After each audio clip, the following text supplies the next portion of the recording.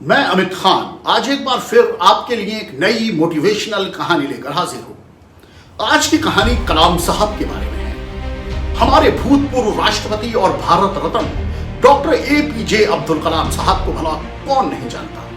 वो ऐसी शख्सियत रहे हैं जो सबके आइडियल है। हर धर्म और हर वर्ग के लोग उनका सम्मान करते हैं। ऐसी शख्सियत सच में सदियों में जन्म लेती है। आज मैं उन्हीं कलाम साहब की जिंदगी की एक कहानी आपको सुनाने जा रहा हूं।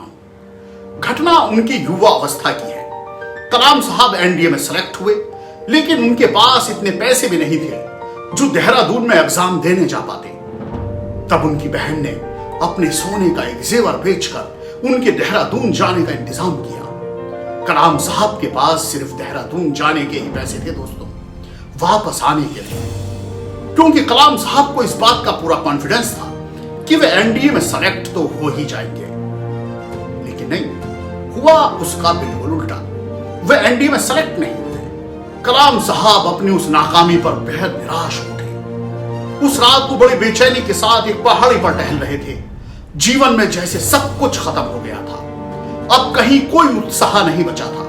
उन्हें लगने लगा कि अब जीकर भी क्या करना है। वहीं शिवानंद आश्रम था। शिवानंद सरस्वती ने उन्हें पहाड़ी पर टहलते हुए देख लिया। शिवानंद सरस्वती ने समझा कि वह युवा शायद उस पहाड़ी पर सुसाइड करने के इरादे से टहल रहा है। शिवानंद सरस्वती फौरन कलाम साहब के पास पहुंचे और उन्होंने उनसे पूछा, बेटा क्या बात है, क्या नाम है तुम्हारा और क्या कुछ परेशानी आ गई है जो इतनी रात को यह पहाड़ी पर टहल रहे हो। कलाम साहब टेंशन में थे।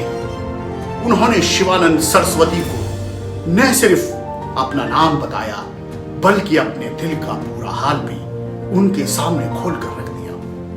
उन्होंने यह भी बताया कि किस तरह अपनी बहन के जेवर बेचकर वो एग्जाम देने आए थे और अब उनके पास वापस लौटने के भी पैसे नहीं हैं। शिवानंद सरस्वती उन्हें आश्रम में ले गए, उन्हें खाना खिलाया और कहा, बेटा रात काफी हो चुकी है, अब तुम यहीं आश्रम में आराम करो और जो करना है अब सुबह करना। कलाम साहब रात में उसी आश्रम में सो गए। सुबह जब वो उठे तो शिवानंद सरस्वती ने उन्हें घर वापस जाने के ना सिर्फ पैसे दिए और कहा, ज्यादा चिंता मत करो, घर वापस जाओ बेटा, वहां सब तुम्हारा इंतजार कर रहे होंगे। कलाम साहब शिवानंद सरस्वती के उस प्रेम पर भाव विवल हो उठे और उन्होंने कहा, मैं आपसे एक सवाल पूछना चाहता हूं। हाँ क्यों नहीं, शिवानंद सरस्वती बोले, जरूर पूछो, आप तो संत हैं इसलिए भगवान के भी बड़े नजदीक होंगे। कलाम साहब बोले, क्या आप बता सकते हैं, मैंने एग्जाम की भी पूरी तैयारी की थी, खूब मेहनत से पढ़ाई की, मुझे परीक्षा में पास होने की पूरी उम्मीद थी, फिर भी मैं अपनी पूरी मेहनत करने के बाद भी सेलेक्ट क्यों नहीं हुआ। कलाम साहब के उस सवाल पर शिवानंद सरस्वती मुस्कुराए और बोले, तुम इसे अपनी हार समझ रहे हो बेटा, हो सकता है कि इसमें भी तुम्हारी कहीं कोई जीत छुपी हो, कोई बहुत बड़ी जीत। मतलब कलाम साहब अब चौंके। ईश्वर का भेद ईश्वर जाने। शिवानंद सरस्वती बोले, हो सकता है कि ईश्वर ने तुम्हारे भाग्य में कोई बहुत बड़ी कामयाबी लिखी हो, इसीलिए इस छोटी कामयाबी में, इस छोटी परीक्षा में तुम्हें फेल कर दिया। कलाम साहब शिवानंद सरस्वती की बात सुनकर खुद सोच में पड़ गए। शायद वो तब खुद भी नहीं समझे होंगे कि उस बात का क्या अर्थ है, लेकिन उसके बाद जो कुछ हुआ वह सब जानते हैं, पूरी दुनिया जानती है। कलाम साहब की जिंदगी में ऐसी ऐसी कामयाबियों ने उनके चरण स्पर्श किए जिनकी खुद उन्होंने भी कल्पना नहीं की होगी, और यही जीवन का असली सच है।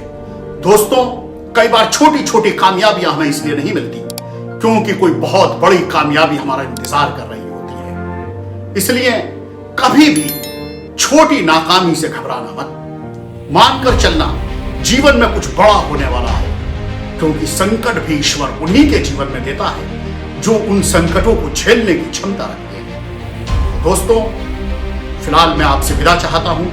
बहुत जल्द आपसे मुलाकात करूंगा एक नई मोटिवेशनल कहानी के साथ। धन्यवाद।